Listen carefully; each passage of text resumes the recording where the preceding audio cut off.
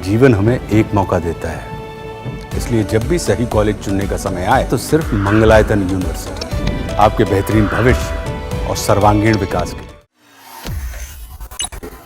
मान्यवर लालू प्रसाद जी, आज आरजेडी के सारे सदस्य बोले जब 2013 का अमेंडमेंट आया, मैं लालू जी का तो पूरा पढ़ना चाहता हूं, बाकी सदस्यों का सिर्फ टोकन पढ़ूंगा।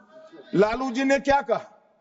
मैडम, सरकार जो यह संशोधन विधेयक पेश किया है, सरकार की पहल का हम स्वागत करते हैं। शाहनवाज हुसैन जी और अन्य माननीय सदस्यों ने अपनी बातों को यहां रखा, मैं उसका समर्थन करता हूं। आप देखिए, सारी जमीनें हड़प ली गई है, चाहे सरकारी हो या गैर सरकारी। वक्फ बोर्ड में जो काम करने वाले लोग हैं, उनके द्वारा सारी प्राइम लैंड को बेच दिया गया है। पटना में ही डाक बंगले की जितनी प्रॉपर्टी थी, सब पर अपार्टमेंट बन गए। इस तरह की काफी लूट खसोट हुई है। हम संशोधन विधेयक तो आपको अंत में लाए हैं, समर्थन करते हैं, लेकिन मैं चाहता हूं कि भविष्य में आप कड़ा कानून लाइए और ये जो चोरी करने वाले लोग हो, उनको जेल की सलाखों के पीछे डालिए।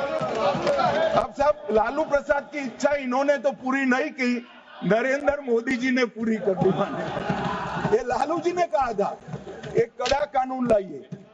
मान्यवर शरीफुद्दीन शरीफ, उन्होंने कहा, मंत्री जी समझते हैं कि शायद इससे मुसलमानों का वोट मिल जाएगा, लिहाजा मुसलमान लोगों ने भी खुद ही तबाही मचाई है, इसलिए मैं गुजारिश करूंगा कि इसके लिए आप सख्त कानून बनाइए, उनके हाथों में हथकड़ियां पहनाइए और जो उनके कब्जे किए हैं वो जमीनों बेचकर गरीब और तलाकशुदा मुस्लिम बहनों का कल्याण करिए।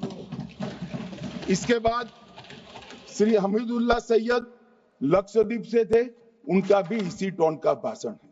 और मान्यवर, मैं आज की बात नहीं कर रहा हूं, 2013 का जो बिल कांग्रेस पार्टी लेकर आई, इसके विरोध में इनके समर्थकों ने जो कहा था, मान्यवर ये है। और क्या होगा भाई इससे?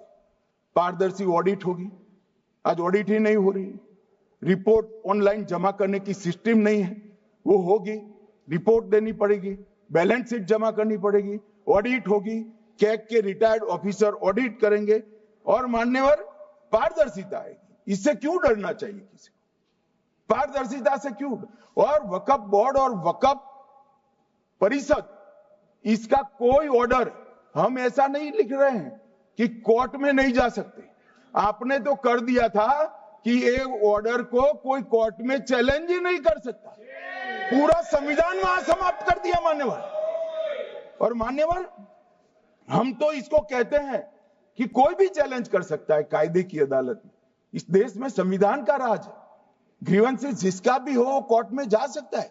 2013 में जिसकी भूमि हड़पी, इसके ग्रीवेंसेस को भी कोर्ट के फोरम से बाहर करने का पाप एक कांग्रेस पार्टी ने किया।